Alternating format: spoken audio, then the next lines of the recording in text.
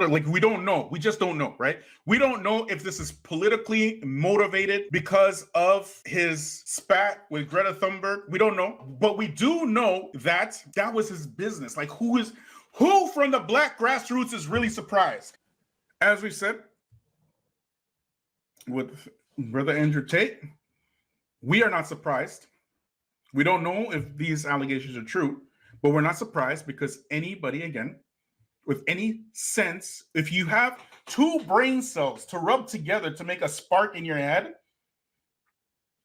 how long does it take to go on Google to look up his background that he's not hiding anyways? That was his business. And he's teaching other men how to do this business. So how are you even surprised? But it could be a political thing, possible. It could, or if it is real, if this is the truth, then he should absolutely be charged. 100%. The timing is a little bit convenient, to be honest. It's convenient. I will say that. But at the same time, there's no way that Muslims should have been putting him in front of people to begin with. Salaam Alaikum. Mr. Moderator, our distinguished guests, brothers and sisters, our friends and our enemies. We live in a time where words really don't have much meaning anymore, and anybody can take a snippet or a soundbite of you and twist your words to make you say something that you didn't actually intend or didn't actually mean. So I want to jump at and get ahead of this before people start taking my words and start saying that Bilal said that Andrew Tate's a human trafficker. No, I didn't say that. I didn't mean that. That's why I'm making this video. What I said, or what I meant rather, that was his business, that his business was in the sex industry. This is what I meant. And the sex industry, as you know, is closely linked with human trafficking. But I didn't mean that he was a human trafficker. And as I mentioned in those clips, that if you have two brain cells to rub together to make a spark, anybody can look this up. And this is what we're going to do now. So if you read this article, and this is all over, the internet anyway, it's not something that Andrew Tate hides or anything like that. This is something that he openly, basically puts out. And this is Andrew Tate's webcam modeling business. So it's just a brief summary, and you can just get the idea. Andrew Tate originally became a millionaire by starting a webcam company with his brother Tristan Tate. They started with 4 models. Those 4 models are actually his 4 girlfriends, okay? And there are other, more detailed articles. When you say webcam business, he's not selling webcams, okay? Put it that way, right? And he's detailing, he details basically, in other articles longer what he's doing. Of course, you know what he's doing with the webcam business. But anyways, they started with 4 models, and at their peak, they had over 70 different models working for them. That's what I meant. That's what I meant, that this is his business. Not that he's a human trafficker, but, when you're in the sex industry, then human trafficking is very closely linked. You understand?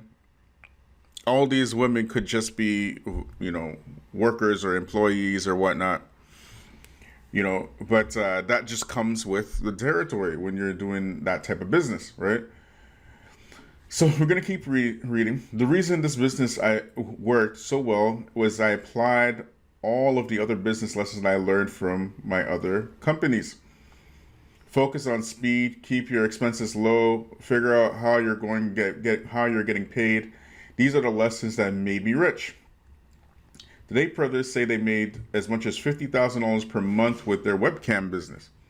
Again, I'm not selling webcams, okay?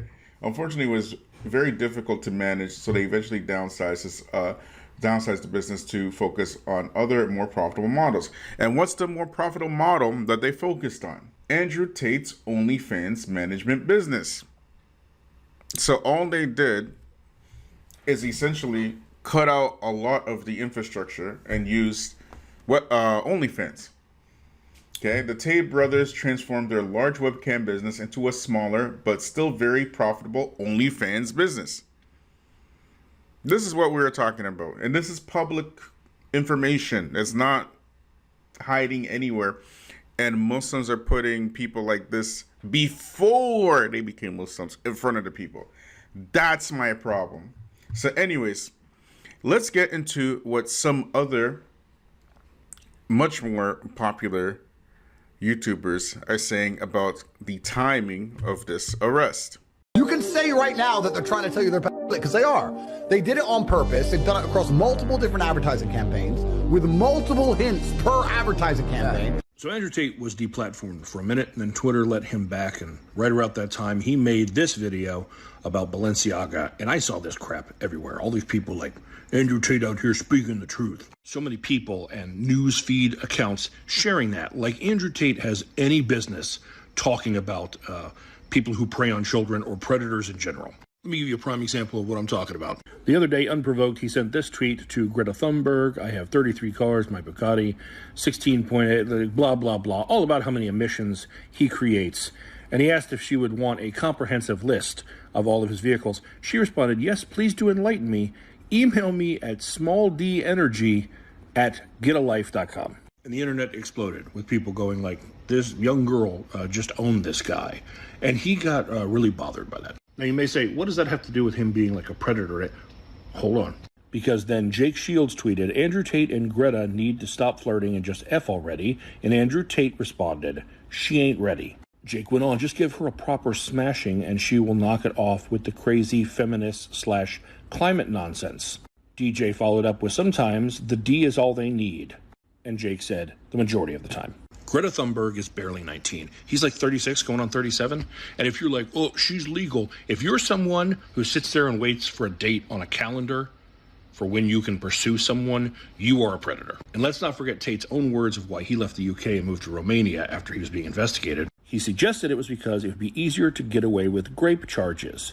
This is, quote, probably 40% of the reason I moved. He went on, I'm not a rapist, but I like the idea of just being able to do what I want. I like being free. Yeah. Guys who think that way don't stop to check ID. But that's okay. I don't think the Romanian police think he's very funny. Because this was his house in Romania about an hour ago. That's when Romanian authorities raided the house that he shares with his brother and arrested them both for human trafficking. You see, sometimes predators like to call other people or organizations predators just as a way of going, hey, look over here, and drawing attention away from themselves. But there's a bit more information that's been revealed. And I found that after reading this very, very viral tweet from Patrick Bet David that read, don't know exactly the details of @Cobra Tate's arrest, but here's what I do know. A day after he publicly calls out one of the woke's heroes at Greta Thunberg, I don't even know if I'm pronouncing that right, they raid his place? Strange timing. Meanwhile, we haven't seen anyone from Epstein's list arrested. Strange, an exclamation mark. Now, this post by Patrick Bet David got way more attention than the original post that sparked his tweet and this whole conversation and this video. It's real interesting that now they want to go after Tate. I mean, it's happened again in the past and they were released because everybody's wondering why now, right? They've had all this time. Why now? Could it be that it's because Andrew Tate is more popular and influential than he's ever been in his life, and things he's done in his past could be the only way that they could lock him down? Could it be that they are in fact doing what he's said they're going to do? The Matrix, trying to bring him down? Well, here's something that I thought was interesting. I was listening to, I think it was actually DJ Academics and Fresh. It was a live that they had about this specific topic, and they talked about the mafia in the past and how if they couldn't prove that these guys were doing wrong, they arrested them through tax evasion. Like they would find different ways they could pin people down. If they can't find proof that you're doing something wrong, well, they'll look at the books and look at the money, and they'll try to get you in trouble that way. And the question is, who's motivating this? Who's putting pressure on the Romanian authorities to get Tate arrested?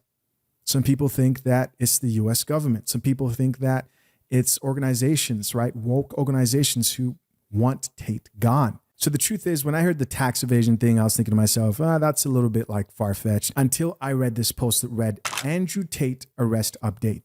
It says, this is unconfirmed, but a source close to Tate has told us that Tate's arrest is in relation to money laundering, not grape. The tweet goes on to read, Tate will purportedly be held for an extended amount of time.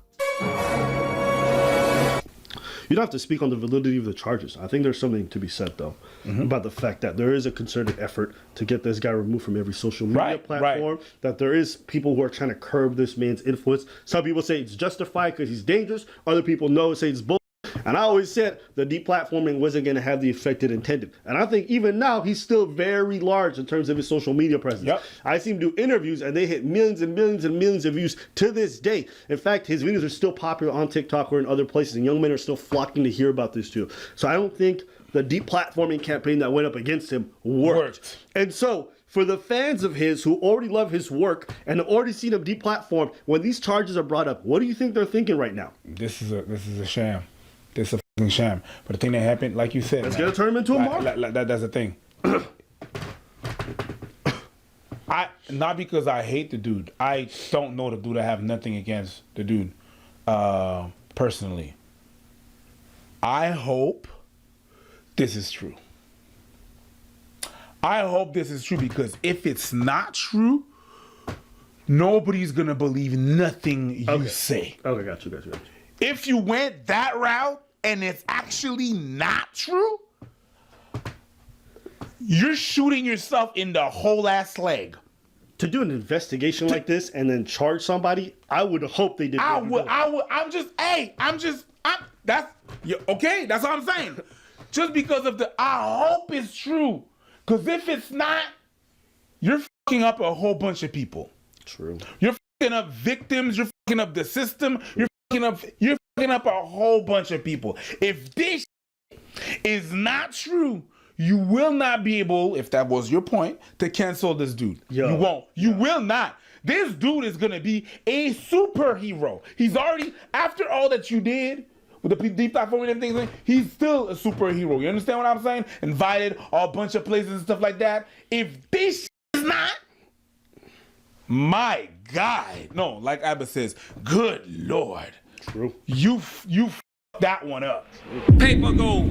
You see, black folks are chumps. If America were to tell you to bring all the rocks in this country to her, and she'll give you $1 million for it, you'll do it.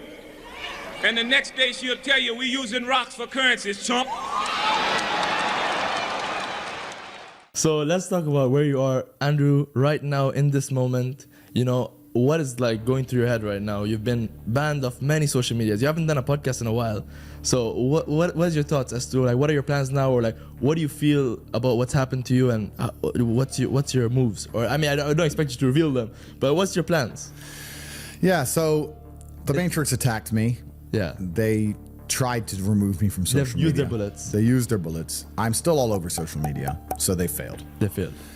What's scary about it, the only thing I will say I don't like about being banned is that you get 3 lives when you attack powerful people. They first ban you and try and shut you up. Secondly, they'll put you in jail for something you didn't do. And thirdly, they'll kill you. That's kind of upsetting. But that's kind of upsetting. It is. I like it's kind of upsetting. I like to think that people at home know if I ever ended up in a jail cell and the media started printing why, that they'd know it's a pure lie they made it up. Yeah. But that's kind of scary. Outside of that, the ban in and of itself has not, I don't care, bro. It's made no difference to my life. The only thing Instagram was good for was a bunch of chicks, and you know that's the only thing I used it for. And you have them. I do okay. You know, I don't need it, so I don't care about any of that stuff. Yeah.